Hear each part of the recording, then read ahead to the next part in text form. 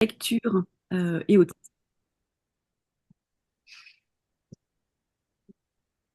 Mais c'est en France et en même temps enregistré. Oui, d'accord. Ouais, ok, pardon. Lecture et autisme.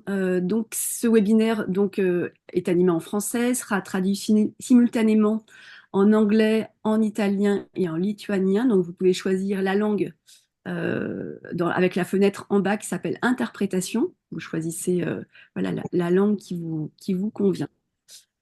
Donc, c'est un webinaire organisé dans le cadre d'un projet européen, euh, un projet intitulé Flex Picture eBook, un projet Erasmus+, voilà, c'est un programme européen qui vise à développer des projets pour la formation tout au long de la vie.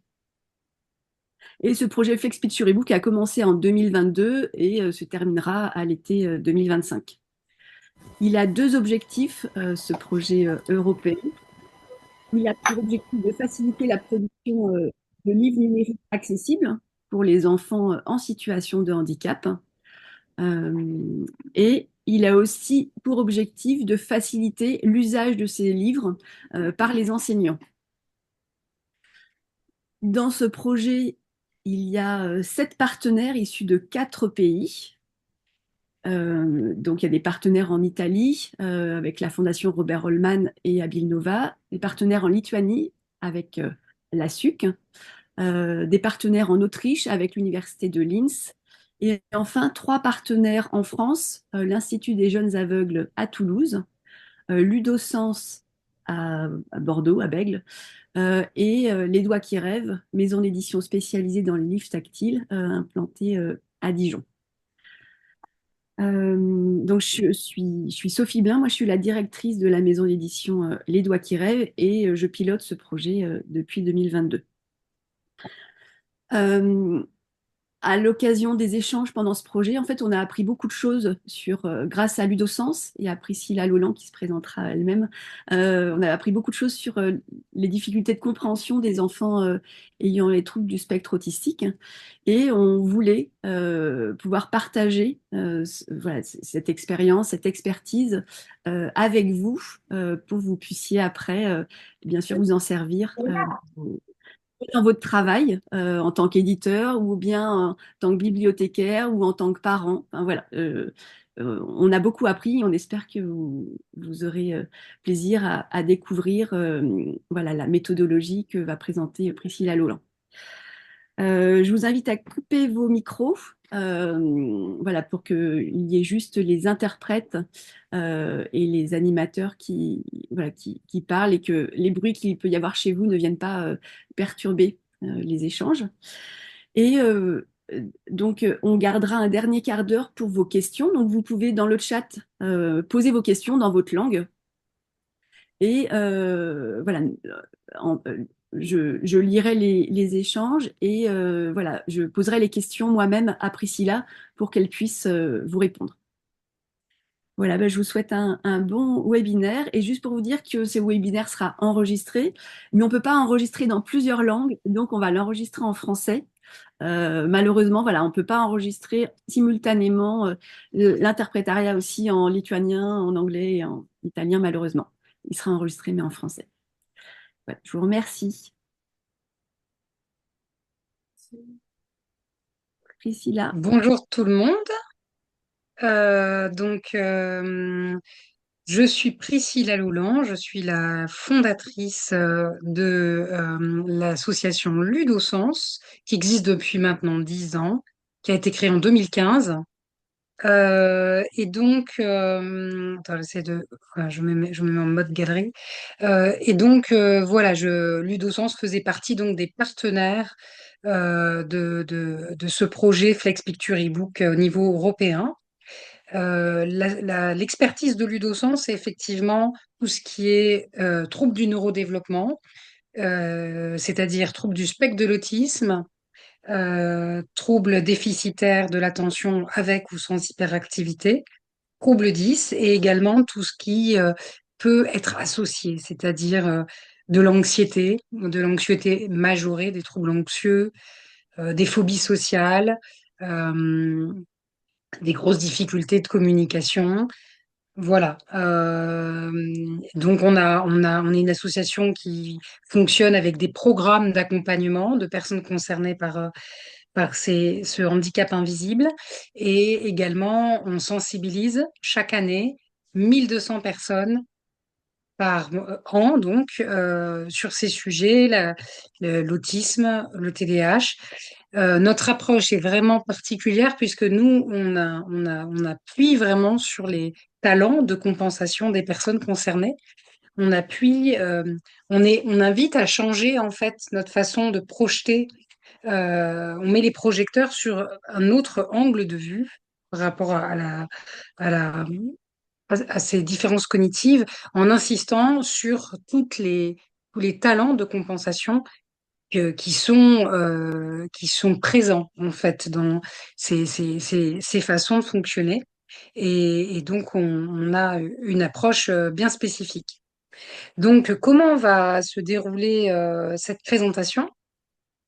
J'avais envie de revenir. Je pense on est tous inégaux sur tous ces sujets, de prendre un temps assez important, tout de même, enfin raisonnable. En tout cas, j'ai imaginé à minima 20 minutes sur ce que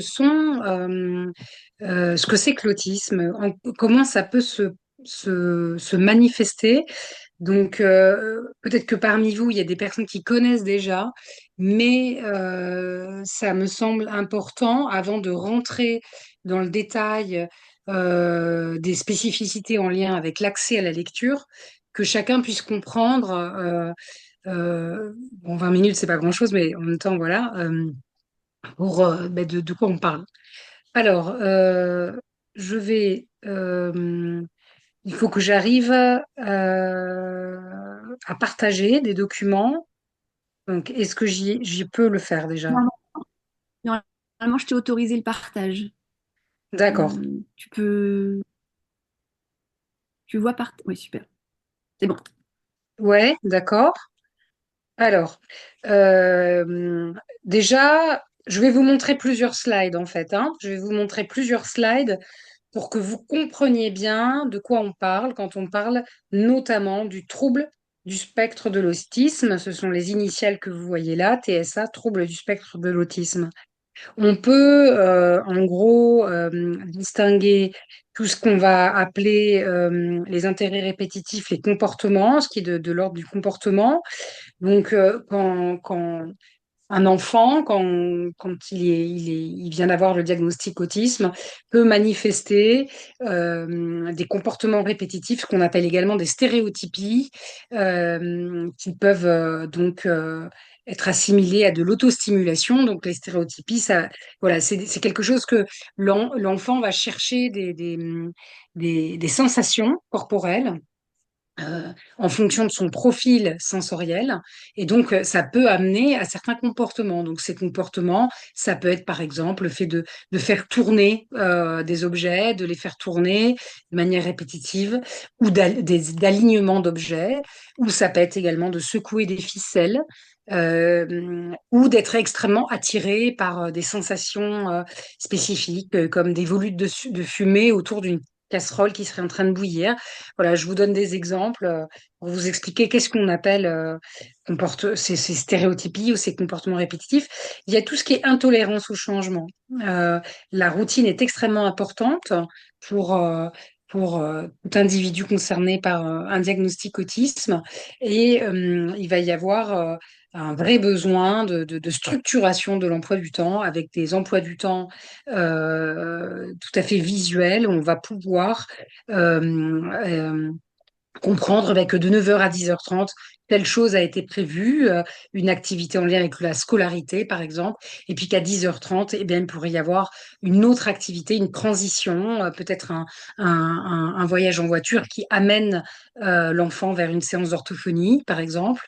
Voilà. Il peut y avoir des intérêts intenses et fixes. Par exemple, une personne peut avoir une passion pour une bande dessinée, par exemple, une bande dessinée qui va vraiment focaliser une passion et en même temps qui va fixer aussi émotionnellement. C'est pour ça qu'on parle d'intérêt intense, hein, voilà, des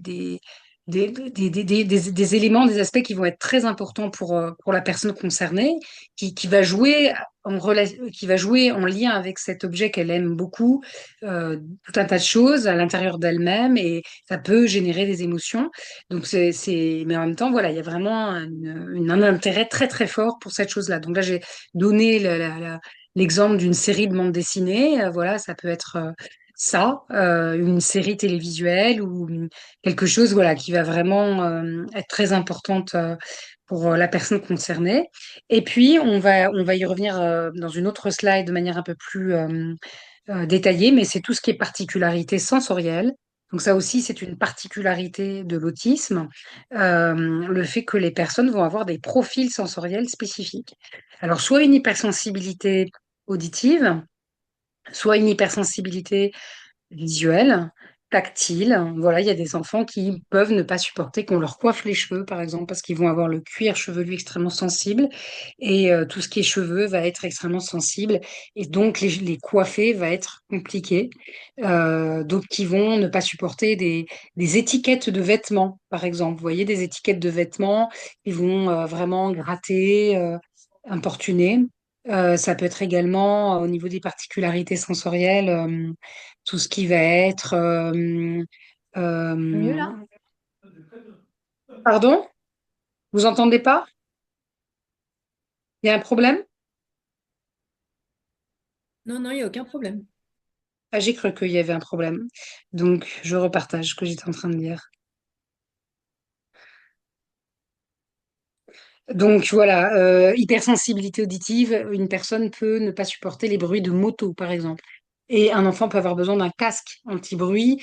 Il peut arriver à saturation de son système nerveux facilement s'il est envahi par des stimuli sonores qui sont trop intenses. Se mettre les mains sur les oreilles, ça c'est un signe qui doit alerter sur une éventuelle hypersensibilité auditive. Inversement, il peut y avoir des hyposensibilités, c'est-à-dire que la personne ne va pas sentir suffisamment. Elle peut avoir une hyposensibilité au niveau des odeurs, par exemple, ne pas sentir du tout quoi que ce soit. Et ça peut avoir un impact sur le goût, sur le fait de goûter les aliments. Euh, voilà, donc je vais y revenir là-dessus juste après, mais donc ça fait vraiment partie des caractéristiques de l'autisme. Et qu'est-ce qu'on va avoir d'autre au niveau de la communication et des interactions sociales? C'est là où il y a vraiment quelque chose de très clair, c'est tout ce qui est la difficulté de compréhension des codes sociaux. Alors, qu'est-ce qu'on entend comme difficulté de compréhension des codes sociaux? Eh bien, ça va être par exemple une personne, un adolescent qui va tutoyer le voisin au lieu de le vouvoyer. Il ne le connaît pas, il ne l'a jamais vu. On est dans un contexte où on est plutôt dans le vouvoiement, en signe de respect. Eh bien, la personne va plutôt tutoyer parce qu'elle ne sait, elle ne comprend pas bien les codes sociaux. Mais ça peut être aussi, je prends encore l'exemple d'un adolescent qui va envoyer et passionner son intérêt restreint, ce sont les trains. Il adore les trains, peut passer des heures et des heures dans des gares de train. Et du coup, il prend des photos de ces trains. Et s'il est dans un groupe social, il va avoir tendance peut-être à envahir le groupe social, c'est-à-dire sur un WhatsApp, sur un canal WhatsApp par exemple, de photos de trains sans se rendre compte que les autres ne sont pas forcément intéressés par ces trains. C'est un exemple que je vous donne. Je vous donne des exemples hein, pour illustrer un peu tout ça. Euh, voilà, ça peut être la compréhension des codes sociaux, c'est extrêmement vaste hein, parce que en fait, dans toute communication, il y a énormément de codes sociaux qui rentrent en jeu pour un enfant qui a un développement classique, ces habiletés sociales vont se mettre en place assez facilement entre 3 et 6 ans. Et c'est là où il y a la vraie difficulté qui s'installe pour les enfants avec autisme. Il y a également tout ce qui est difficulté avec le champ émotionnel, tout ce qui est identification des émotions, tout ce qui est gestion des émotions, tout ce qui est capacité à gérer, à inhiber aussi certaines émotions. à ne pas les laisser déborder de manière explosive. Il va y avoir également la possibilité de les identifier, etc. Donc, et enfin, au niveau du langage, il peut y avoir un décalage entre ce qui est dit et le langage non verbal. Il peut y avoir des enfants qui vont avoir un vocabulaire extrêmement raffiné très tôt, qui vont parler comme des livres, mais qui vont pas être en capacité de sortir de leur intérêt restreint ou de leur domaine. Le langage va pas être social, le langage va être centré sur les dinosaures de la préhistoire, par exemple, mais pas sur le social. Euh, bon, ce sont des exemples parce que donc là, je finis ce partage. Je vais vous montrer d'autres, d'autres slides. Je ne voudrais surtout pas être dans quelque chose de caricatural parce qu'on est tout sauf dans la caricature quand il s'agit de l'autisme. Il y a autant de personnes qu'il y a de formes d'autisme. Je vais vous partager d'autres slides. Est-ce que mon ton mon rythme de parole vous convient? C'est bon? Donc je continue comme ça. Euh, Pour euh, les interprètes, voilà, parfois, tu sais, si tu peux faire une micro-pause, je sais que c'est pas D'accord, je vais un facile, peu trop hein. vite. D'accord. Bon, eh ben c'est très bien parce que comme je vais devoir, il faut que je cherche une autre slide parce que je voudrais vous montrer autre chose.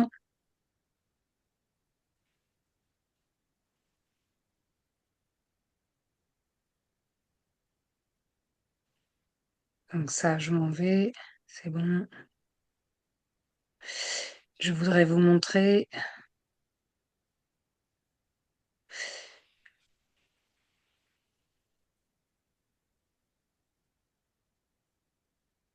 Je voudrais vous montrer ça. Alors,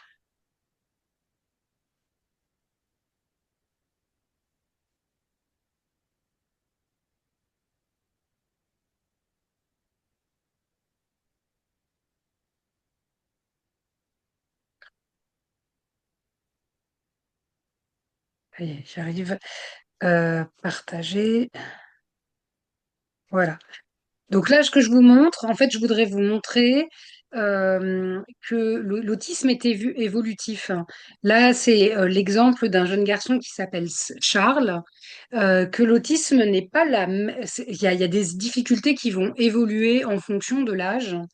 Donc, un jeune garçon qui s'appelle Charles, il a 6 ans. Comment ça va se traduire chez lui? Il va être débordé par des émotions extrêmement intenses, comme la peur et la tristesse. Il va y avoir une grande insécurité. Il va y avoir besoin de mordiller des objets pour se sécuriser, comme des fidgets. Une insécurité également corporelle, car il ne sent pas les limites de son corps. Son schéma corporel n'est pas intégré. Les émotions, il ne sait pas les nommer ni les reconnaître chez lui et chez les autres. Donc, ouais, je vais peut-être trop vite.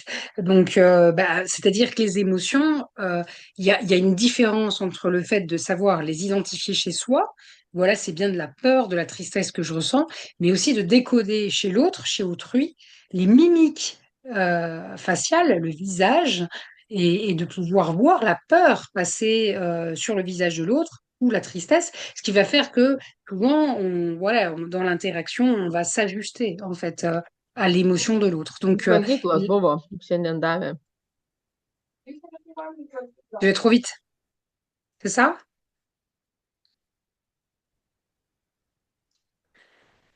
Ok. Donc, euh, Charles ne sait pas rentrer en relation, donc il ne sait pas se faire d'amis. Et enfin, la dernière particularité de Charles, c'est qu'il ne sait pas susciter l'empathie de manière naturelle, puisqu'il n'est pas en capacité d'imiter les expressions faciales des autres, d'autrui. Donc, vous voyez à quel point tout ce qui rentre en jeu là dans le cas de Charles. Qu'est-ce qu'on va mettre en place pour aider cet enfant? On peut mettre en place, après ça ne fait pas tout, mais ça peut déjà être quelque chose. Ça va être, j'ai nommé ça le kit sensoriel de survie, c'est-à-dire des objets à mordiller, des fidgets en plastique pour aider à décharger dans le fidget l'excès d'émotions, d'énergie négative, comme la peur et la tristesse, ça va venir se décharger dans l'objet qui va être mordillé. Il peut y avoir des îlots d'apaisement sensoriel du genre Tipeee qui vont aider également à ce que l'enfant se sente rassemblé en lui-même. Et enfin, s'il est dans un petit groupe, il peut y avoir une météo des émotions systématique. Donc vraiment que chaque enfant soit invité à, à nommer ses émotions de façon à pouvoir partager ça et que petit à petit Charles apprenne ce que c'est que les émotions. Ça peut être aussi des coloriages de situations émotionnelles pour se familiariser avec l'émotion de manière douce. Cet enfant, il a des capacités intellectuelles élevées, mais il ne peut pas les manifester car il a trop de difficultés pour accéder à la sécurité corporelle et affective. Voilà. Donc ça vous montre une complexité au niveau d'un profil avec autisme. Et maintenant, on va voir ce que ça donne. Le besoin de Charles à 10 ans, il a évolué, cet enfant. Il a 4 ans de plus. Donc, il n'est plus dans la même situation qu'à 6 ans, mais parce il n'a pas eu la capacité de rentrer en relation, ni de susciter l'empathie, ni de se faire d'amis, ni d'être à l'aise avec ses émotions, eh bien, Charles a cumulé les situations d'échec dans toutes les relations. Il en a pas, il est très seul et il a des carences affectives qui se cumulent et qui viennent se cumuler au diagnostic de départ. C'est-à-dire, et ça, c'est très, très courant pour tout ce qui est trouble du neurodéveloppement. C'est-à-dire que non seulement il y a le diagnostic de départ qui est lié à une épigénétique, à des contextes familiaux, également des transmissions génétiques. Donc le diagnostic est là dès le départ, par exemple à 3 ans. Mais en plus va venir se cumuler des traumas, des carences parce qu'il y a une répétition d'échecs. Donc, par exemple, là, l'enfant devient extrêmement timide, ne peut pas prendre sa place au sein du groupe, il va avoir énormément de mal à s'affirmer, à avoir confiance en lui, il va rester extrêmement effacé, avoir peur de gêner, surtout qu'on ne le voit pas, vouloir devenir invisible parce que il y a eu beaucoup d'échecs. Donc, ça vous montre il y a quelque chose qui vient se surajouter au diagnostic de départ. Quels seraient les besoins de Charles? Les besoins de Charles, ce serait un besoin d'inclusion au collectif, aidé, favorisé par l'adulte, donc jeu médiatisé par l'adulte. Et là, j'en profite pour vous faire une parenthèse. Le Flex Picture ebook Émile veut une chauve-souris pourrait tout à fait servir d'outil inclusif collectif, comme, puisque c'est un outil qui permet vraiment de faire des choses intéressantes en classe. On a vu grâce au test qu'il favorisait l'inclusion et qui permettait à tout le groupe de participer à l'activité. Et ça permet de faire percevoir l'enfant concerné par le handicap différemment. Donc voilà, mais ça peut être différents jeux. Et sur les temps libres, ne rien forcer. Il a le droit de préférer être seul et faire des activités en solitaire, privilégier les activités en binôme ou en trinôme avec des personnes qu'il choisit. Parce qu'on ne peut pas forcer à tout prix un enfant qui a une si grande détresse à être en groupe. Vouloir forcer à tout prix le groupe, c'est pas forcément une bonne idée. Il faut vraiment trouver la juste mesure. Et donc voilà, je trouvais que c'était intéressant de vous faire partager cet exemple de Charles pour que vous puissiez comprendre de manière concrète comment ça pouvait se traduire. J'avais prévu une une dernière slide à vous montrer.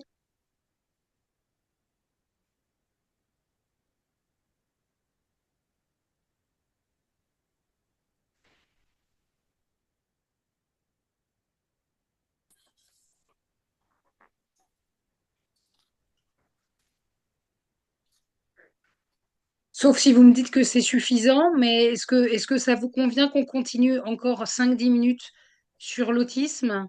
Certains me disent oui, donc j'y vais, hein. Je vous partage une dernière slide sur ce sujet.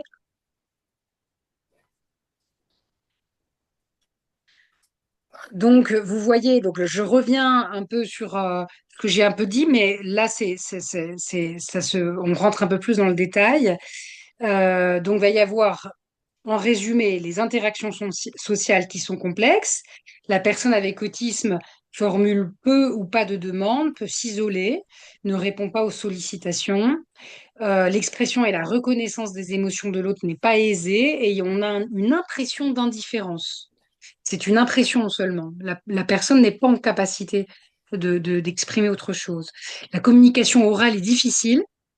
Le langage peut être absent ou limité. Elle peut utiliser des phrases courtes, apprises par cœur. Et le langage, comme je l'ai dit, n'est pas toujours à visée sociale. Enfin, on a les comportements qui peuvent être répétitifs, restreints. Donc, il va y avoir des jeux d'alignement, des voitures qui vont être alignées, des jeux d'empilement, mais où l'imagination et le symbolisme font défaut. Par exemple, les jeux de faire semblant vont être difficilement accessibles. Les objets peuvent être détournés de leur fonction. Certaines préoccupations peuvent être obsédantes, comme les lumières ou comme je vous l'ai dit, les centres d'intérêt, hein, je vous ai parlé des BD, ça peut être un film, quelque chose que la personne va avoir envie de regarder en boucle. Et voilà. Forte résistance au changement. Le changement dans une journée ou dans une semaine peut générer des crises, des peurs intenses, ou voilà, il peut y avoir vraiment des difficultés importantes avec, comme des tsunamis émotionnels. Euh, et enfin, comme je vous l'ai dit, il peut y avoir une hypo ou une hypersensibilité aux sons, aux lumières, aux odeurs, aux textures.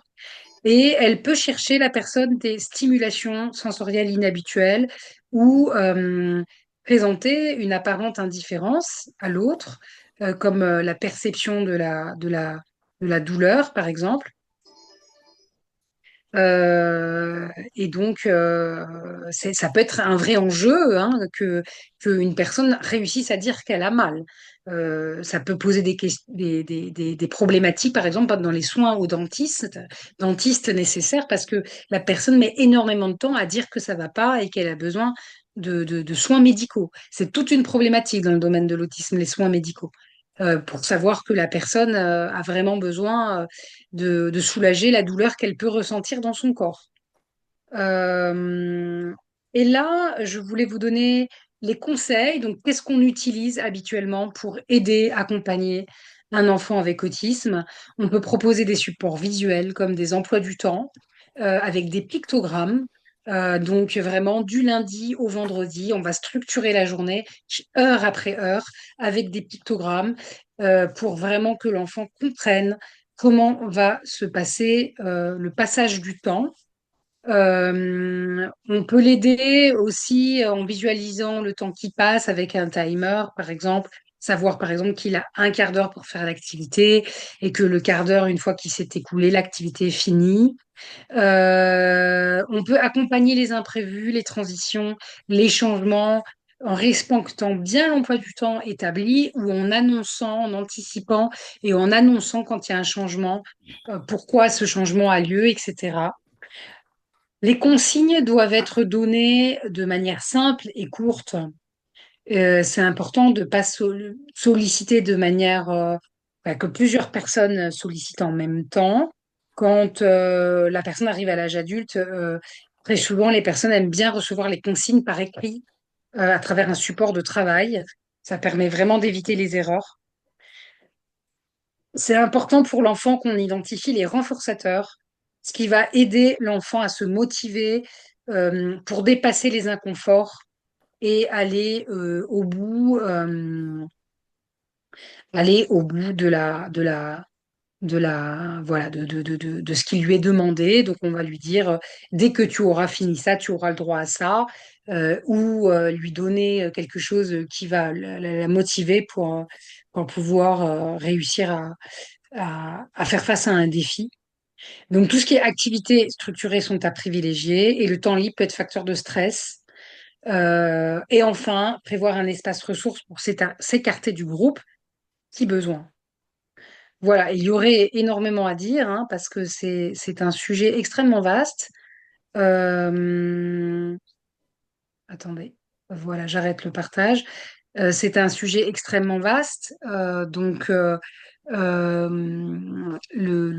Est-ce que, avant que je passe donc maintenant à la lecture, à l'accès à la lecture pour les enfants avec TSA, est-ce que quelqu'un a une question à poser éventuellement?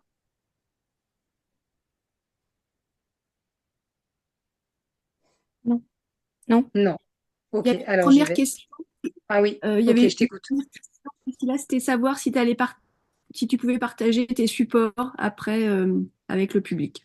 Alors, oui, là, en fait, je vous montre plusieurs slides parce que ils sont issus de différents supports, mais je peux prévoir de les rassembler en un seul support pour vous. Je les ferai passer à Sophie qui vous les enverra. Pas de problème.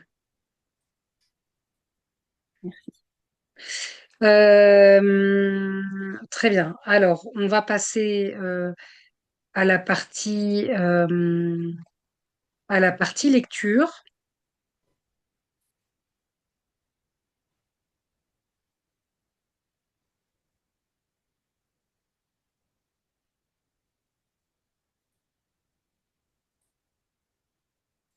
Donc, ce qui me semble très important pour moi et pour vous, c'est que je vous donne des exemples illustrés comme j'ai fait tout à l'heure, que vous compreniez bien. Donc, je vous partage ce support qui est donc le, le, le support vraiment dédié à Flex Picture ebook. Euh, Ce qu'il faut bien comprendre par rapport aux autres enfants en situation de handicap qui vont avoir d'autres défis. Par exemple, c'est pas du tout la même chose d'adapter un support de lecture pour un enfant malvoyant. C'est ce qu'on a pu voir avec ce projet dans le cadre de Flex Picture ebook que d'adapter un support de lecture pour un enfant avec TSA parce que ce ne sont pas les mêmes défis. Euh, Ce qui est sûr, c'est que le Flex Picture ebook va vraiment être un outil de motivation pour lever des freins, pour accéder à la lecture, donner envie de lire, grâce notamment aux animations, qu'elles soient sonores, notamment sonores, voilà, entre autres. Ça va vraiment motiver les enfants à lire. Et donc, il y a vraiment un intérêt pour tous les enfants en situation de handicap de pouvoir avoir accès à ce type de ressources, des livres tactiles numériques. Pour autant, il y a des distinctions entre les enfants avec TSA et les enfants malvoyants. Ça va pas du tout être les mêmes défis. Les enfants avec TSA, on va avoir une tendance à traiter l'information de façon littérale. Cela vient du fait, je vous ai parlé tout à l'heure, du fait que les enfants avec TSA pouvaient avoir des difficultés avec tout ce qui est reconnaissance des émotions chez lui et chez les autres, difficultés à identifier les mimiques faciales, les expressions du visage, à imiter quand ils sont petits euh, et une difficulté à comprendre les codes sociaux. Je vais vous donner un autre exemple. Un enfant avec autisme qui se retrouve du coup, eh bien, on va prendre une photo, c'est une photo de famille, par exemple, et on va dire à tout le monde, attendez, juste le temps que je vous explique, je préfère vous voir vos visages pendant que j'explique. On va dire, bah, mettez-vous en groupe, on va prendre la photo et le, le, le, le, vous savez, on peut dire cheese pour faire le sourire quand quelqu'un va prendre la photo. Eh bien, un enfant qui comprend un peu l'anglais de manière littérale, qui est autiste, il va dire fromage. Voilà, il va dire fromage parce qu'il a déjà entendu cheese, par exemple, et donc il pense que c'est le mot fromage qu'il faut dire quand on prend une photo. C'est un exemple quand je vous parle de compréhension de manière littérale. Je vous donne un autre exemple. Euh, je vois qu'il y a une question, mais je vais, voilà, je continue mes exemples et puis je vais faire la différence avec la malvoyance juste après. Euh, On est dans une fête foraine. Il y a un manège. L'enfant avec autisme va voir sur la barrière avant d'accéder à l'autisme une personne avec un éclair, vous voyez, pour figurer qu'il faut faire attention, qu'il peut y avoir des risques pour des personnes qui peuvent avoir des problèmes cardiaques. Donc, un dessin, un symbole qui va prévenir que les personnes qui ont une vulnérabilité, une fragilité au niveau cardiaque, il faut éviter d'aller dans les manèges. Eh bien, l'enfant avec autisme peut interpréter ça de manière littérale en disant, ah, mais la personne a le cœur brisé. Elle a le cœur brisé. Donc, il y a quelque chose de très touchant, en fait, hein, dans la façon dont les personnes avec autisme, les enfants peuvent interpréter les situations. Mais c'est pour bien expliquer que cette difficulté à comprendre les codes sociaux, elle se traduit très souvent par cette, euh, cette, euh, cette chose qui est de prendre tout au premier degré et de ne pas accéder au second degré. Alors, je reviens sur mon partage. Euh, voilà. Et donc, dans la lecture, ça va être quoi la difficulté en lien avec cette information de façon littérale? Vous avez fait exprès de vous donner l'exemple de cheese et du fromage parce que il y a une entrée dans les mots. Vous voyez là, le garçon comprend de manière littérale que le mot cheese, il va le traduire en anglais, de l'anglais en disant fromage. Il ne comprend pas que c'est en lien avec le fait que ça fasse un sourire. Bon, eh bien là, c'est pareil pour la lecture.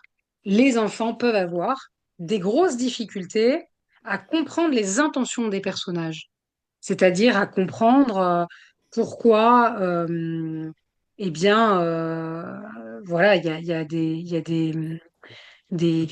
voilà, le personnage agit de telle manière. Il peut y avoir une difficulté à lire les émotions implicites.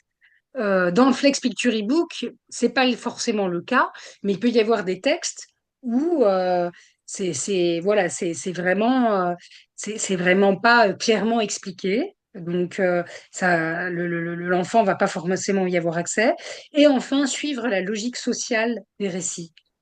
Euh, donc, cela rend les textes narratifs beaucoup plus difficiles à comprendre en profondeur. Il va y avoir un défi de pouvoir accéder à la compréhension. Alors, j'ai vu qu'il y avait une question par rapport à la malvoyance. Je me trompe. Enfin, j'ai pas accès forcément au chat là tout de suite, mais je vous propose, du coup, je vais rapidement vous montrer quelque chose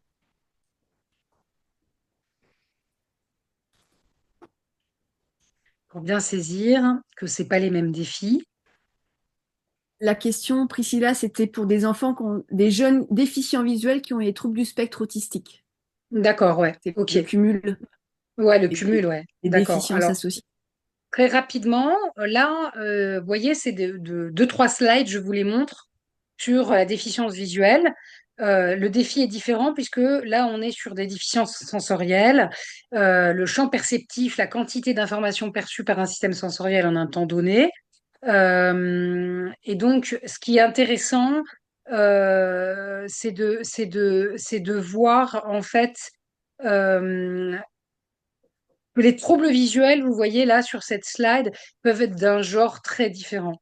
Il peut y avoir une vision floue, ou dans de ce deuxième cas, une atteinte à la vision centrale. Là, c'est vraiment, vous voyez que tout est noir sauf un petit point central. Et dans la slide 4, c'est l'atteinte de la vision des couleurs par rapport à cette image de référence qui est la vision classique quand il n'y a pas de malvoyance.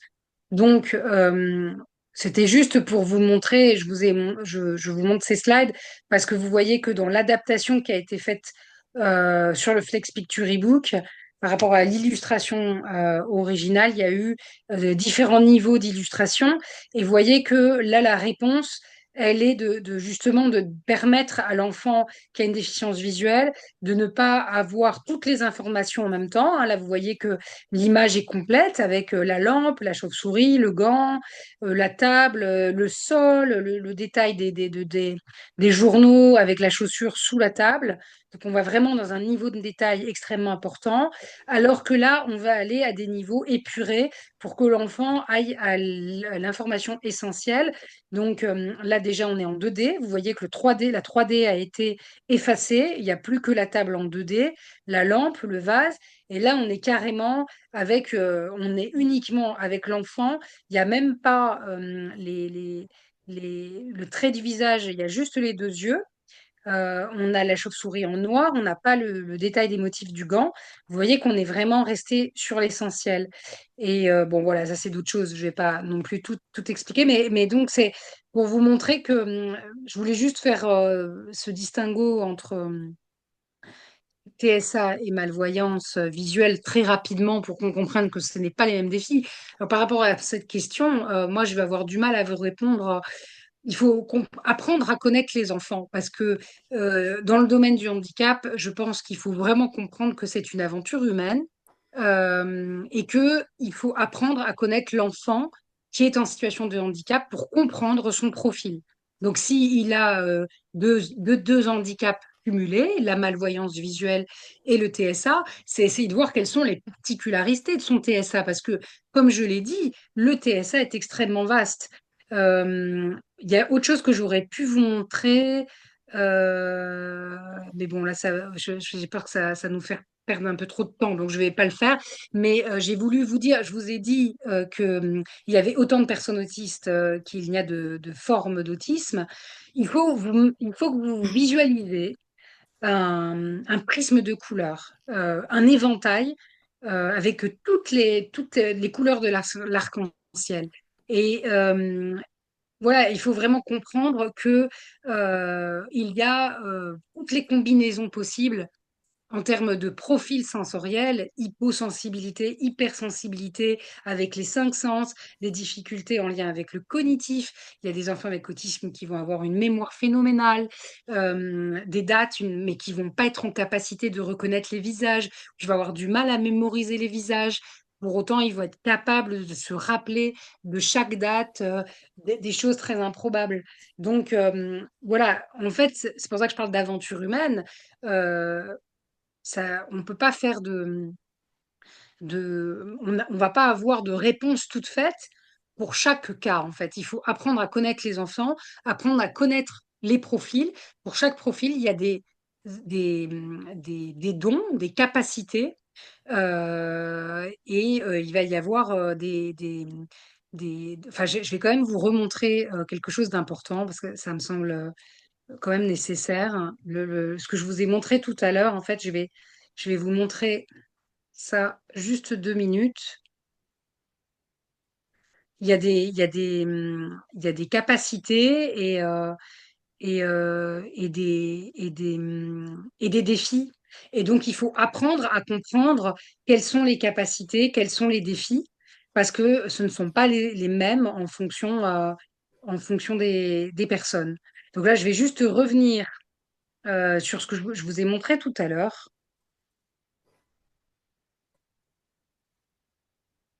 Alors, je reviens sur cette slide-là, ça me semble important.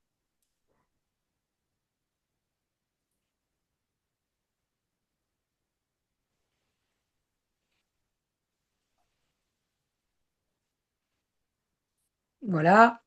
Donc, ça, je vous l'ai montré tout à l'heure. Je ne vais pas parler du TDAH. Ce que je voudrais vous montrer, c'est, voilà, la neurodiversité, c'est un spectre et chaque personne fonctionne différemment. Il y en a pour qui euh, les défis vont pas être les mêmes, mais il va y avoir toujours des qualités, parfois même très recherchées, qu'il est important de valoriser, euh, qui sont, euh, qui sont des qualités réelles en lien avec les troubles du neurodéveloppement. C'est tout ce qui est hyperfocalisation, le fait de pouvoir rester concentré pendant des heures sur quelque chose qui va être passionnant, la curiosité, également la créativité, le fait d'avoir une pensée associative. Ça, c'est ce qui donne cette créativité. C'est ces deux paramètres qui sont en lien direct. C'est la pensée en arborescence, qui est caractéristique des fonctionnements neuroatypiques. Il peut y avoir l'imagination aussi, l'empathie, le fait d'être passionné. Voilà, il y a toujours des, des, des, euh, des talents de compensation et c'est vraiment important de les garder en tête. Voilà. Je vais rentrer maintenant dans le vif du sujet, même si c'était très important de vous parler de tout ça pour que vous l'ayez bien en tête. Donc, je reviens sur euh, ce que je vous ai montré tout à l'heure. Donc, ce que je pourrais vous donner, je pense que vous avez bien compris ce que j'ai voulu dire par le fait que les personnes peuvent comprendre de trop de manière littérale et ne pas comprendre forcément les intentions des personnages, les émotions implicites. J'ai essayé de vous donner des exemples euh, pour bien comprendre cela. Donc nous, là, on va parler de quelque chose de spécifique. Donc un enfant peut être malvoyant et avoir un TSA, mais peut-être qu'il ne sera pas concerné, cet enfant-là, par que je suis en train d'expliquer, la difficulté à accéder au second degré, parce qu'il y a des enfants avec autisme pour qui les défis sont ailleurs. Par exemple, il y a des personnes avec autisme qui vont avoir une très grande hypersensibilité émotionnelle, qui vont être très souvent traversées par des tempêtes émotionnelles, et c'est ça leur défi. Ça va pas être forcément la difficulté à comprendre, les autres. Alors, qu'est-ce que l'inférence? Qu'est-ce que ça veut dire? C'est tout ce qui est déduire ce qui n'est pas écrit dans le texte. Et en fait, vous voyez bien que dans tous les textes, il y a énormément de choses à déduire. Il y a énormément d'implicites. Lire, ce n'est pas juste décoder des mots en fusionnant les syllabes. Il y a besoin d'interpréter, de compléter l'histoire avec ce qu'on devine. C'est indispensable.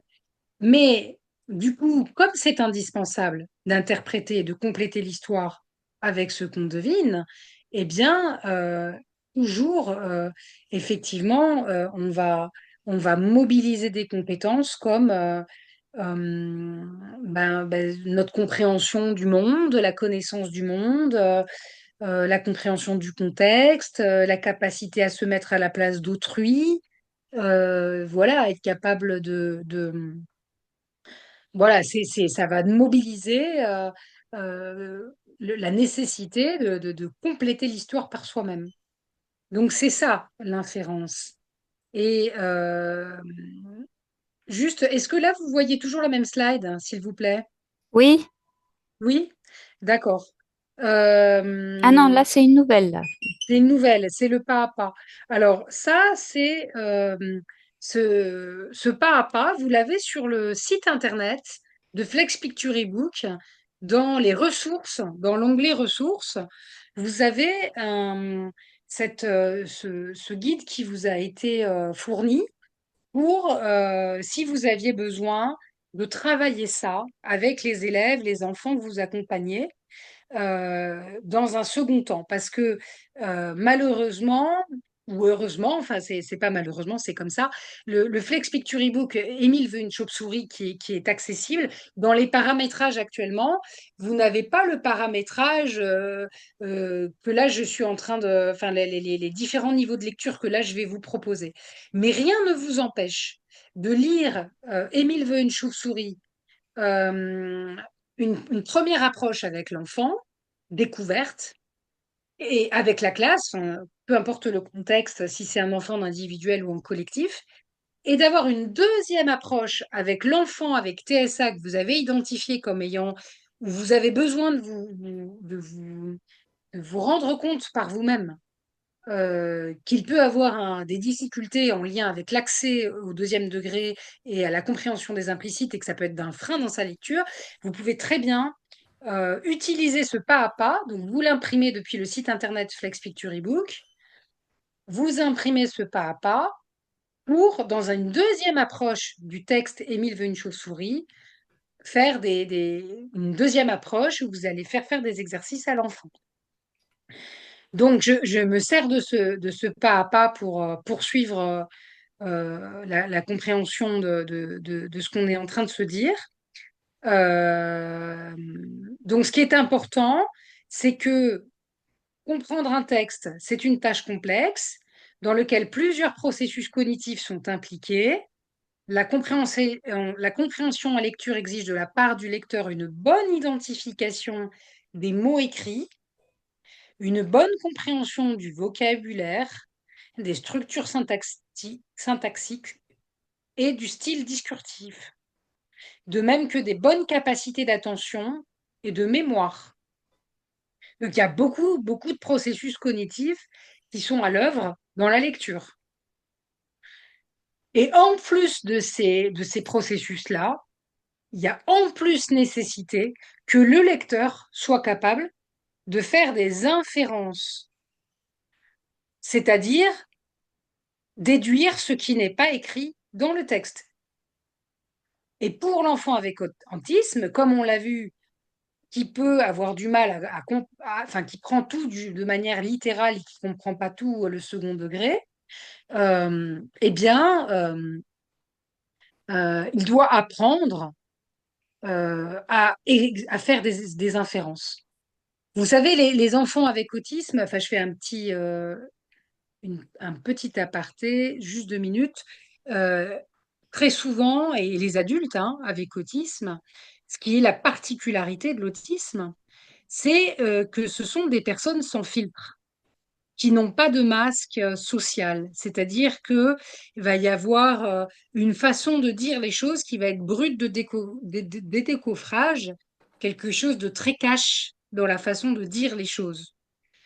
Et d'ailleurs, les personnes neurotypiques doivent faire l'effort de ne pas se vexer dans certaines situations pour ne pas recevoir ce qui a été dit en le prenant sans comprendre que la personne peut dire les choses cash, parce que ça fait partie de son profil. Voilà, les personnes vont pouvoir, sans faire de manière, dire tout un tas de choses. Euh, Nous, notre façon de voir les choses à Ludo-Sens, c'est de dire que c'est quelque chose de très précieux parce que ça amène énormément d'authenticité dans une équipe de travail. Avoir une personne avec autisme, voilà, ça amène un vent de fraîcheur, c'est de l'authenticité euh, en barre, j'ai envie de dire, et du coup, ça peut venir, comment dire, s'embouler à l'intérieur. Évidemment, ça peut venir nous secouer, mais c'est quelque chose qui est plutôt très positif. Justement, parce que ça va remettre en cause des choses qu'on croit acquises définitivement. Donc voilà, ça me semble important de faire cette petite aparté. Donc je reviens sur le pas à pas. Euh, donc l'enfant avec autisme qui rentre dans la lecture, il doit apprendre à mettre certains mots lus en relation les uns avec les autres afin de construire des images mentales qui lui serviront à deviner le non-dit du texte. Euh, et donc, euh, c'est vraiment un défi. Elle demande à être travaillée de manière progressive. Donc, c'est ce qu'on va voir là maintenant. Euh, et le recours à des schémas mentaux peut être très difficile pour certains. C'est l'une des difficultés justement pour les enfants dans les apprentissages scolaires, c'est le recours aux schémas mentaux, les représentations mentales. Euh, alors, comment on peut aider ces enfants? Euh, je pense à quelque chose. Euh, Ouais, de là très rapidement, simplement dire que il y a quand même il y a sans doute des professionnels parmi vous de l'apprentissage de la lecture chez les enfants, mais de manière classique, il y a des étapes à respecter On va d'abord découvrir l'alphabet. Pour certains enfants, il y a des méthodes comme la méthode des alphas, où l'alphabet, c'est des lettres qui forment des personnages. Donc, du coup, il y a un aspect ludique, une approche ludique dans l'apprentissage de l'alphabet. Donc, il y a l'apprentissage de l'alphabet. Il va y avoir l'enjeu de fusionner les sons, de faire des sons avec les lettres, avec les consonnes et les voyelles, donc des K, des DA, des PA, des LA, de jouer avec, puis après de assembler les syllabes pour que ça forme des mots. Euh, donc tout ça, ça fait partie du décodage.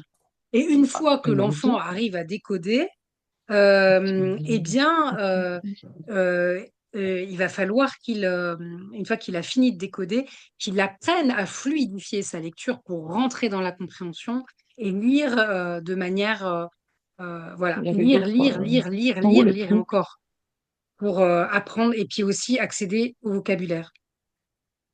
Je reviens sur la méthode pour aider l'enfant à comprendre les inférences et à se construire des images mentales. T'as Alors, déjà je fini vous ai... tous les trucs? Non. Bon. Il y a un problème? Vous voyez toujours mon écran? Oui, Oui, c'est bon. Là, je suis sur la méthode pour aider l'enfant à comprendre les inférences et à se construire des images mentales. C'est bon pour vous? oui. Ok. Alors, quelques exemples avec les personnages. Quel est le métier de Nathan? Donc, un exemple, c'est un grand jour pour Nathan, car pour la première fois depuis qu'il est astronaute, il a pris les commandes d'un vaisseau spatial et se dirige vers la Lune. La réponse est explicitement dans le texte, puisqu'on comprend que son métier, c'est d'être astronaute. Donc, l'enfant avec autisme a l'accès immédiat à l'information.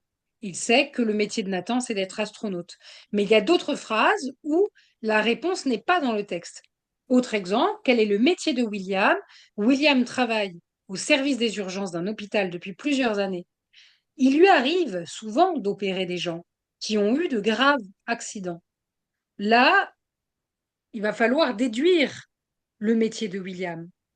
Une fois que l'enfant est conscient que la réponse à une question peut être implicite, il doit ensuite savoir comment s'y prendre pour trouver cette réponse.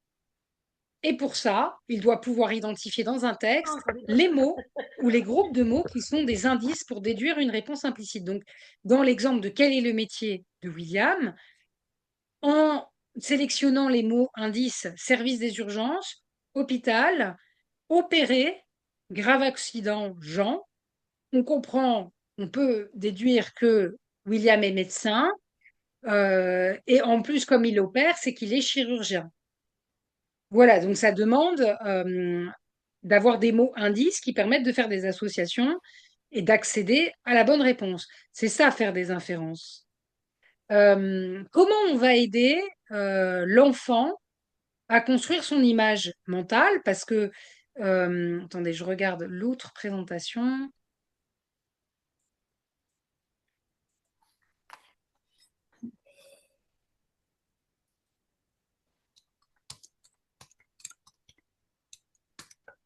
Non, je pensais qu'il y avait éventuellement d'autres exemples, mais non, ce n'est pas le cas.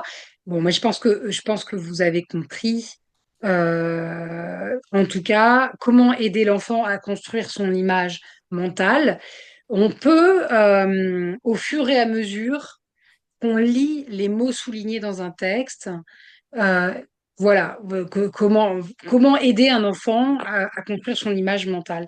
Donc, on prend l'exemple de où est Maya? La question, c'est où est Maya?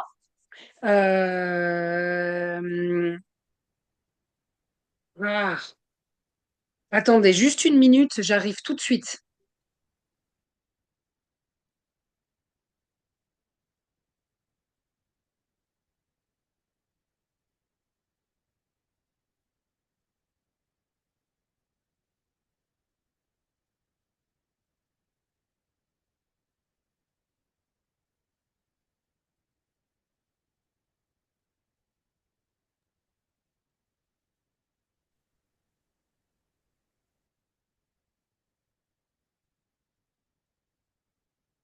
Excusez-moi, j'ai eu une petite urgence. Euh, donc, où est Maya? Elle est essoufflée. Maya marche avec son sac à dos dans un sentier. Elle se demande si la vue sera belle au sommet.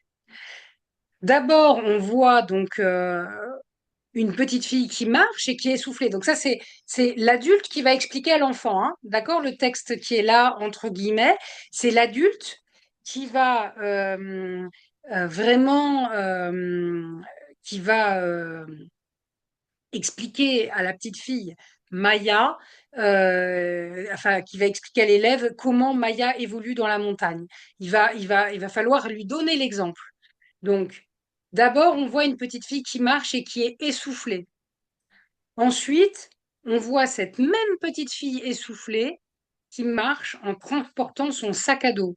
Donc, on aide l'enfant à faire comme, à projeter comme sur un grand écran blanc avec son projecteur.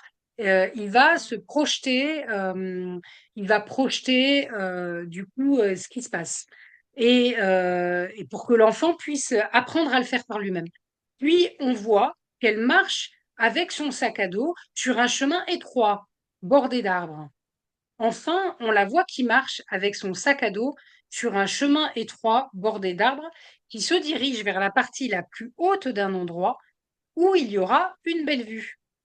Voilà, donc là, vous voyez qu'on a pris le temps d'expliquer à l'élève tout ce que cette phrase pouvait contenir en mots et comment on pouvait l'aider à mieux comprendre ce que c'est qu'un sommet.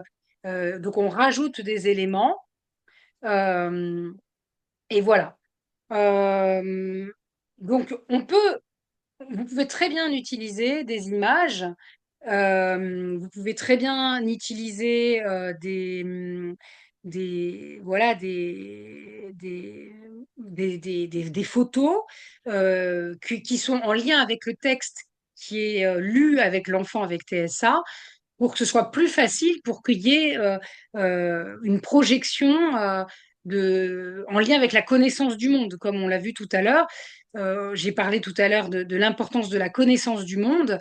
Eh bien, effectivement, il faut que l'enfant sache ce que c'est que la montagne, ce que c'est qu'un chemin de randonnée, ce que c'est que un sommet. Enfin voilà, il faut pouvoir connaître le monde pour pouvoir faire ces associations et bien comprendre où est le personnage qu'on est en train de lire. Euh, voilà. Donc ces moyens aideront l'enfant à construire des images mentales qui s'enchaînent et qui se modifient au fur et à mesure des nouveaux indices qui sont trouvés dans le texte, plutôt que de simples images isolées qui ne permettent pas d'effectuer d'inférences. Donc c'est le fait de lui montrer l'exemple, c'est que la personne comprend que chaque fois qu'il y a un nouveau mot dans la phrase, il va falloir faire appel à des nouvelles façons d'imaginer la chose. Voilà. Est-ce que c'est clair pour vous? Comment on peut aider un enfant à construire son image mentale?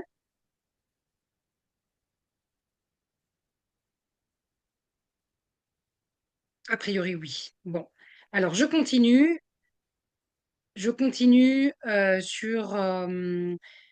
Émile veut une chauve-souris, donc qui est donc le livre qui a été qui a été mis auquel on a abouti avec le paramétrage le plus abouti possible et qui permet aux enfants de pouvoir lire en sélectionnant le paramétrage qui lui convient le mieux. Euh, en appliquant cette méthode sur les inférences à la lecture de l'album Émile veut une chauve-souris, qu'est-ce qu'on peut se dire? Donc, je vous ai dit, vous pouvez utiliser cette méthode dans un deuxième temps d'approfondissement une fois qu'il y a eu une première lecture de l'IPUB qui a été faite. Il est possible de revenir sur ces trois possibilités. Les trois possibilités, c'est soit d'indiquer avec un symbole simple l'absence de mots explicites pour que l'élève repère que c'est une inférence et qu'il cherche un mot auquel le texte fait référence. Donc, il repère simplement par un symbole simple que, attention, là, il y a besoin de déduire par moi-même. La deuxième possibilité, donc là, c'est à vous de voir en fonction du profil de l'enfant, c'est de limiter les non-dits et de faire en sorte que les réponses soient toujours explicitement contenues dans le texte. Ou enfin, la troisième possibilité, c'est de surligner directement les groupes de mots et les mots indices pour que l'enfant... Non, non, non, non.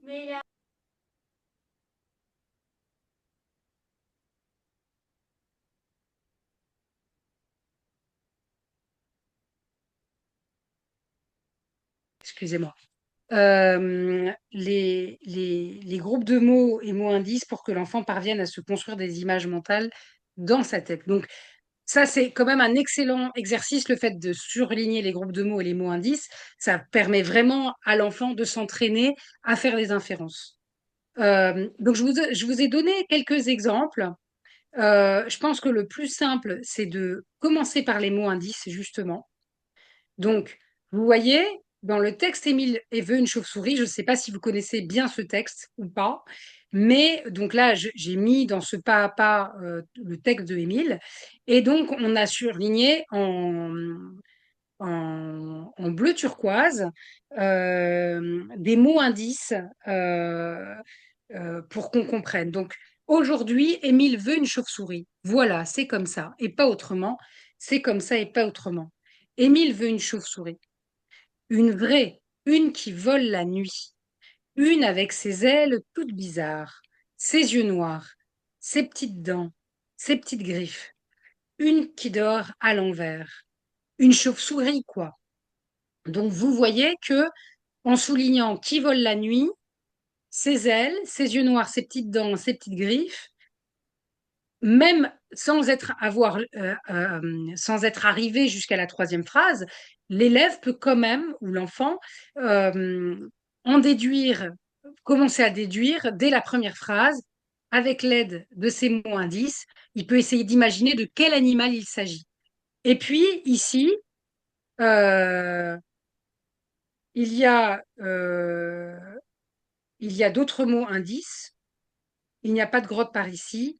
Les chauves-souris, ça vit la nuit. Là, par rapport au, aux mots indices, enfin, aux petits signes et aux petits symboles que je vous ai dit, là, vous voyez qu'on les a juste signalés pour dire attention, il y a une inférence nécessaire, mais sans souligner les mots indices. Si Émile veut, c'est que c'est possible. Émile clean les. Voilà, donc là, il y a un mot indice, enfin, il y a une inférence à déduire. Également, Émile cligne les yeux et frotte ses narines, il réfléchit. Ok, la grotte, il a compris. Il y a de nouveau un point d'interrogation. Il veut laisser tomber, il veut bien laisser tomber, point d'interrogation. Voilà, donc c'est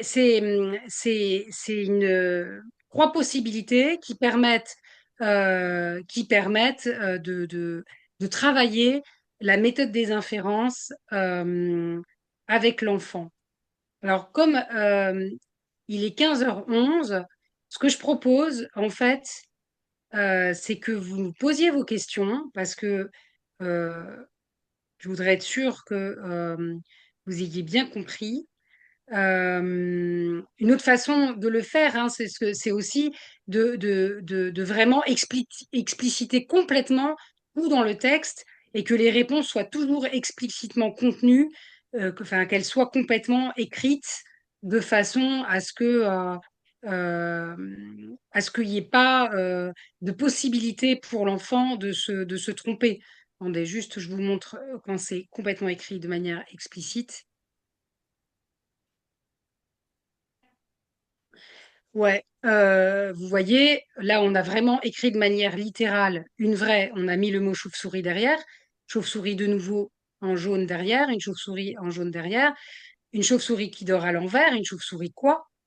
Donc ça peut paraître un peu lourd, mais pour un enfant qui a besoin de cette explication littérale, ça lui permet de comprendre en fait, hein.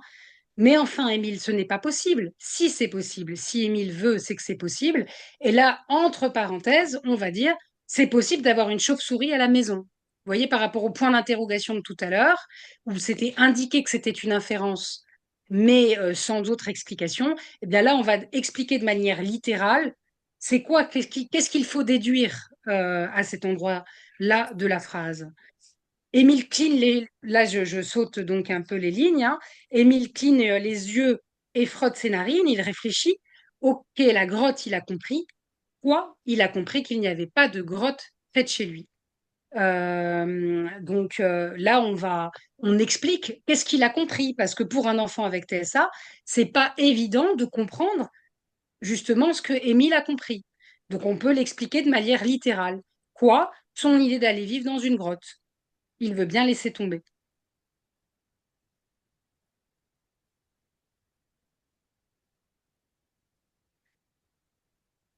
Donc je vous propose de faire place aux questions et que j'y réponde. Moi, j'ai une question. Alors, Ah oui, pardon, allez-y, allez-y. pardon, juste, c'est Marjolaine qui disait ce que vous dites sur l'importance des images mentales et leur construction pour les TSA est commun avec les enfants déficients visuels qui doivent eux aussi pouvoir s'appuyer sur des représentations, si possible, issues d'expériences sensorielles. Donc voilà, il y aurait voilà, Des des points de similitudes. rencontre, en fait. Bien sûr, bien sûr. Oui, Oui, oui, tout à et je fait, vous en bien prie. sûr. De toute façon, on a bien vu que l'e-pub était hyper intéressant pour l'ensemble de la communauté des enfants en situation de handicap, hein. Je vous en prie, vous étiez en train de commencer une question. Oui, pardon. Moi, j'avais une question, c'était concernant le ton qu'on emploie à la lecture d'une histoire auprès, par exemple, d'un public porteur de TSA plutôt jeune. J'avais entendu deux choses. La première, de vraiment accentuer les expressions faciales et venir chercher un petit peu l'attention conjointe sur cette lecture. Et en deuxième, j'avais entendu de plutôt, au contraire, garder un ton de voix très monotone, très, pas ritualisé, mais enfin, qui puisse pas surprendre l'enfant, quoi. Et donc, je sais pas trop comment me positionner par rapport à ça. Alors là, je vais vous faire la même. Pour moi, il n'y a pas, vous voyez, là, on est dans le cas classique où pour moi, il n'y a pas de règle parce qu'il y a vraiment d'un enfant avec TSA à un autre, c'est pas du tout le même paysage. Euh, il y a l'histoire de la voix monocorde. Il y a certains enfants, peut-être ça va leur correspondre parce qu'ils sont, peut-être parce qu'effectivement, ils peuvent être très envahis émotionnellement par la moindre manifestation émotionnelle dans la voix. Et donc, plus c'est monocorde et plus ça va les stabiliser. Mais c'est pas du tout le cas de tous les enfants avec TSA.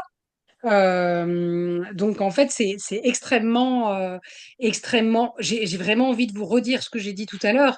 Il faut apprendre à connaître les enfants, à connaître leur profil, parce que d'un profil à l'autre, vous n'aurez pas les mêmes défis. Donc pour moi, il n'y a pas de réponse unique. C'est pas soit ça, soit ça. De même que la méthode que j'ai présentée n'est pas valable pour tous les enfants, elle est valable pour les enfants qui ne comprennent pas bien les implicites, le second degré. Bon, voilà, ça va être plus sensible chez certains que chez d'autres. Donc, il faut chercher à le sentir, ça. Euh, donc, Alors, il y a, ouais, je vois la question, ouais. Merci beaucoup. alors, il y avait une question avant, pour des enfants non lecteurs, à l'âge des albums, 3-6 ans, y a-t-il un intérêt ou une attente, un besoin à développer des livres dont le texte serait adapté d'une manière particulière? Bah, oui, parce que, oui, oui, oui, moi je pense que la méthode des inférences, par exemple, elle se prépare dès les 3-6 ans. Bah, j'ai parlé de la méthode des alphas pour apprendre l'alphabet. Tout ce qui va être manipulation des lettres, de manière sensorielle, justement, est hyper intéressante. Le fait de créer des lettres aussi avec du papier qui va avoir une texture grattante, par exemple, ou une texture en relief. De la même manière que c'est intéressant pour les enfants avec déficience visuelle, hein, c'est extrêmement intéressant pour les enfants avec TSA de manipuler l'alphabet, les lettres, les syllabes avec des textures différentes.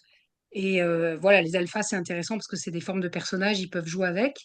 Mais la méthode des inférences, là, le fait de commencer à,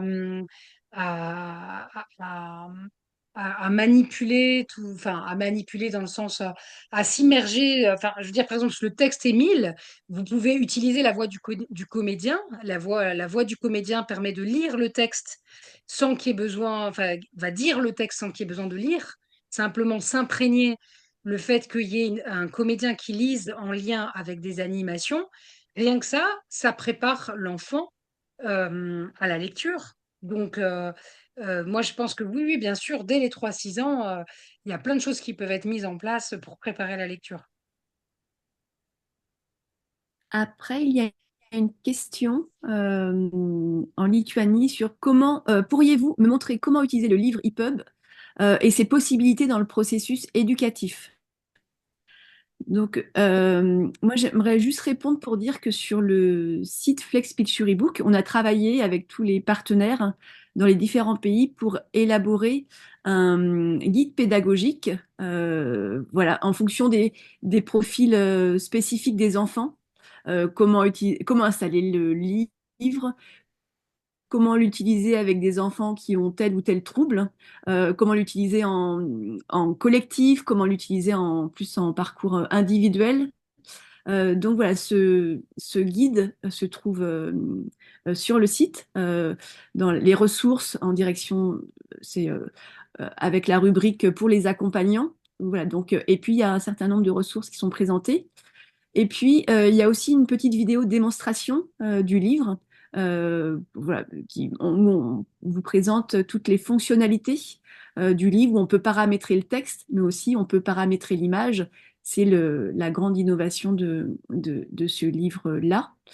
Et pour le moment, voilà, il est disponible et voilà, il est sur des plateformes en français et il le sera, je l'espère, bientôt aussi en italien, en lituanien. Donc c'est vrai que pour le moment, il est disponible. Donc c'est un livre qui est d'abord publié aux éditions Gallimard en version papier et donc on a obtenu les droits au doigt qui rêve pour l'adapter en version numérique, illustrée et accessible.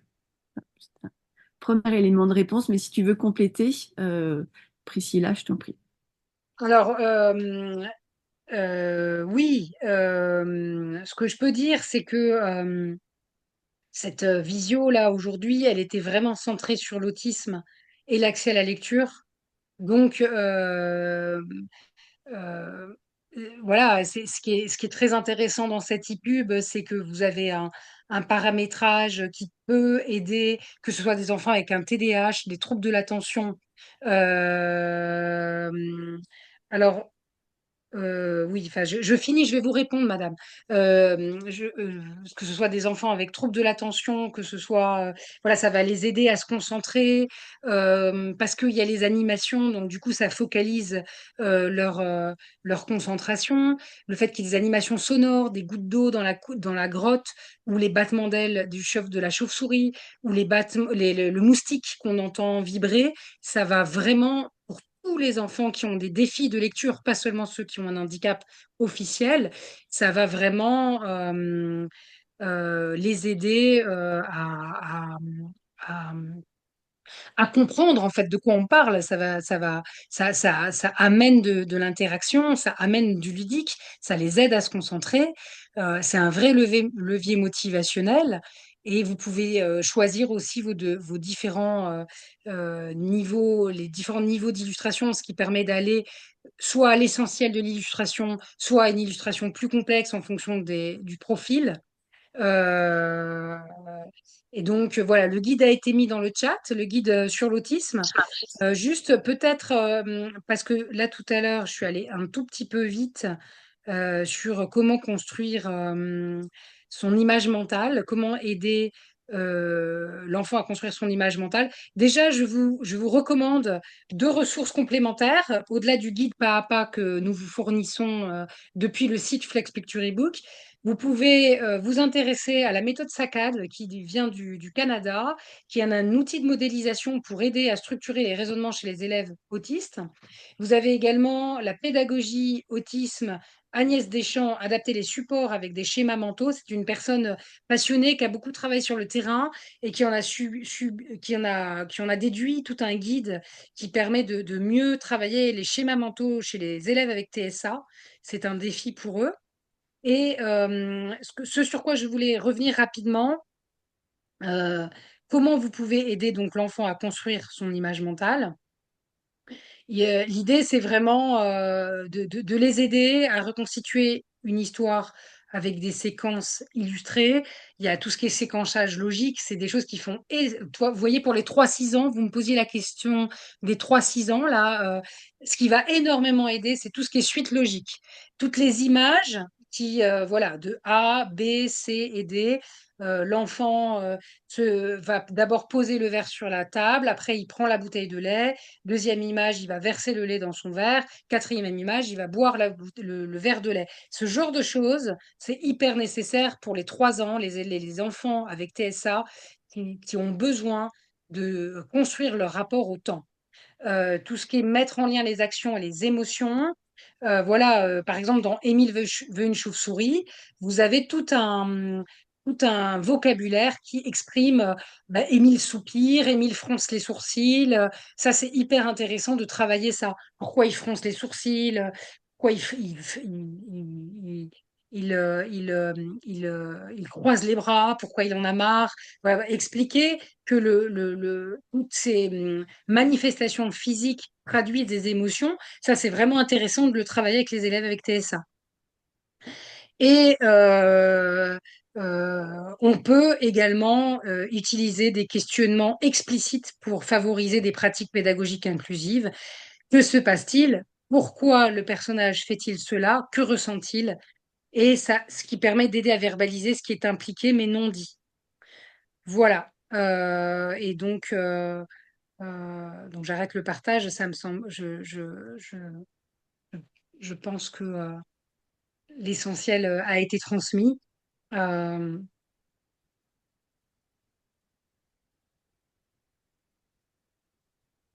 Alors, je suis en train de mettre dans les différentes langues les ressources complémentaires pour que, éventuellement, en Italie, en Lituanie, puissent les trouver. Je les ai mis en français et j'ai remis les liens. Voilà. Et du guide pédagogique et du pas à pas sur l'autisme présenté par Priscilla aujourd'hui. Euh, alors, est-ce qu'il reste d'autres questions pour Priscilla?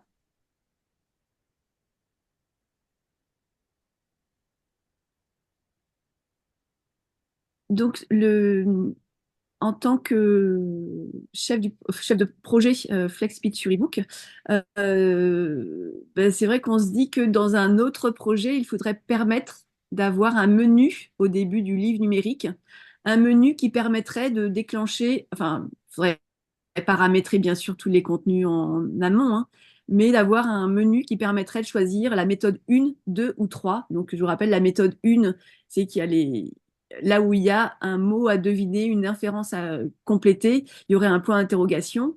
La méthode 2, où on met explicitement les mots qui manquent, ou la méthode 3, on où surligne les mots indices.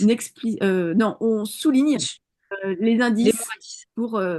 comprendre ce qui... Voilà. Donc C'est voilà, ça. ça, ce serait quelque chose qu'on pourrait mettre en place en tant qu'éditeur dans un livre numérique avec la version ordinaire, le texte vraiment d'origine, et après pouvoir paramétrer voilà, ce méthode 1, 2 ou 3. Ce serait vraiment quelque chose qui pourrait être intéressant de mettre en place en tant qu'éditeur et quelque chose, sauf erreur de ma part, que je n'ai encore jamais vu. Donc, dans notre projet, on n'est pas allé jusque-là. Voilà, on n'a pas eu le temps. On a travaillé sur plein d'autres choses, mais c'est vrai que ça peut faire l'objet d'un projet ou Ça peut d'un être autre intéressant éditeur qui aurait envie de... Voilà.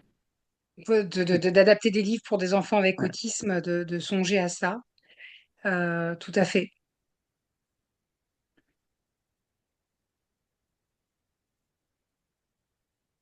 Alors, pour les personnes qui travaillent avec des enfants ayant des troubles du spectre autistique, est-ce que voilà, euh, ce sont des outils que vous connaissiez déjà ou c'est une approche qui est nouvelle pour vous?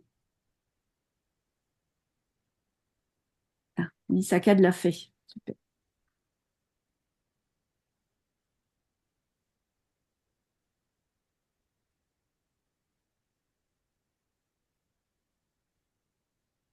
Eh bien, je vous remercie en tous les cas d'avoir été aussi nombreux à suivre. J'espère que Prašau, voilà, galėčiau. Ar galėčiau tarti? Taip, esu Lietuvos aklųjų silpnaregių ugdymo centro direktorė Nerija. Iš tikrųjų noriu padėkoti Sofijai už projektą, į kurį jūs mus pakvietėte, kuriame turėjome galimybę dalyvauti, nes iš tikrųjų ir mūsų konferencijos metu, kurią darėme balandžio mėnesį, tikrai buvo didžiulis susidomėjimas šitą knygutę būtent EPUB formatu ir jo galimybėmis. Nes tikrai tai padeda vaikams daugiau suprasti va to teksto, atribojant tam tikrus vaizdinius, kurie yra tikrai nereikalingi arba nepadeda tam vaikui ugdytis. Tai iš tikrųjų buvo klausimas, sako, ar būtų galima kuo daugiau tokių knygelių, kad atsirastų EPUB formatu ir padėtų visiems vaikams, nes jinai yra iš tikrųjų prieinama daugeliu ir tinkama daugeliu. Ir tą netgi išsakė būtent disleksijos vadovė organizacijos, kuri sako, tai būtų iš tikrųjų labai šaunu. Taigi ačiū Jums už pakvietimą, ačiū už bendradarbiavimą ir kad galėjome dirbti kartu su Jumis.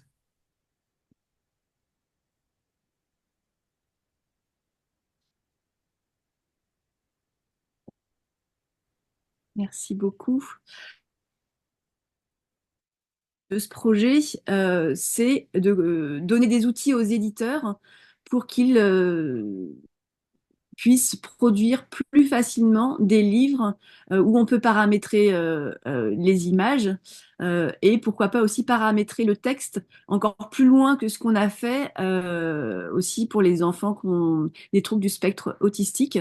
Donc pour le moment, bientôt 3 ans après le projet, y a des outils logiciels qui sont mis en place sur le site pour permettre aux éditeurs voilà, d'aller plus loin. Et pour le moment, il y a un éditeur italien qui s'appelle la maison d'édition Ericsson qui va développer des premiers livres, une première collection en fait, en suivant ce concept de livres où on peut paramétrer les images. Nous, en France, on espère pouvoir convaincre d'autres éditeurs. Voilà, c'est vrai que c'est un travail, c'est un investissement en temps, mais il y a beaucoup plus de public que ce qu'on pense. Enfin, c'est pas juste les publics déficients visuels ou juste les publics 10 ou juste les publics avec troubles du spectre autistique. On voit bien qu'avec un livre bien conçu, on peut répondre aux besoins de nombreux enfants en situation de handicap ou ayant des besoins spécifiques. Donc j'espère que voilà, on va y arriver, qu'on va réussir à atteindre notre objectif en direction des éditeurs.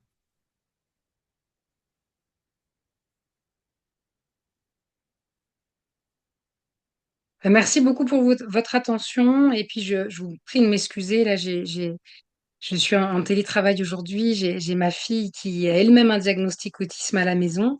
Et il y a eu 2 petites choses. Il fallait vraiment que j'intervienne. Je ne pouvais pas faire autrement. Voilà. Les excuses. Alors, il y a plein de petits mots dans le chat. Alors, voilà, donc Priscilla, je vois pas de question. Ce projet a-t-il été évalué? Alors, bonne question. Donc, nous, on a mené 2 phases de test du projet.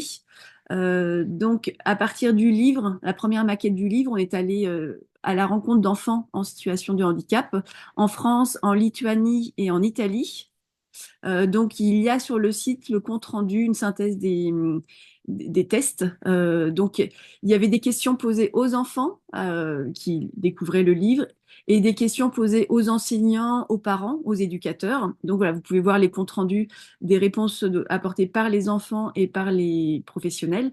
À partir des premières séries de tests, on a amélioré le livre pour répondre aux demandes, voilà, aux attentes qui avaient été déclarées pendant le test. Donc voilà, il y a eu une deuxième série de tests. Voilà. Donc ça a été un projet voilà, évalué par les enfants et par les éducateurs. Et après, bah, c'est un projet, c'est un chantier en fait assez vaste. Il y aura toujours des choses à améliorer. Donc voilà, je vous invite, si vous le voulez, dans la partie ressources pour tous, vous pouvez trouver une synthèse voilà, du questionnaire. Il y avait des enfants déficients visuels, des enfants sans déficiences spécifiques et des enfants avec d'autres déficiences que la déficience visuelle. On a réussi à avoir un panel de plus de 250 enfants et 48 professionnels et parents qui ont répondu aussi au questionnaire.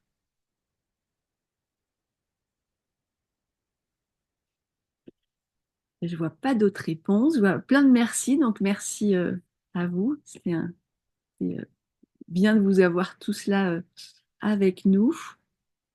Et puis, juste vous préciser que le pas à pas qui est donc à libre disposition là, depuis le site internet Flex Picture ebook, vous pouvez vous l'imprimer, mais c'est quand même relativement. Non, évidemment, vous pouvez l'utiliser pour l'histoire Émile veut une chauve-souris, mais c'est quand même assez. Une fois qu'on est rentré dedans et qu'on a compris le principe, vous pouvez essayer de l'utiliser pour d'autres textes, cette méthode que vous avez et que vous avez envie d'utiliser. Ça demande de la préparation, mais je veux dire, ça peut faciliter, quoi.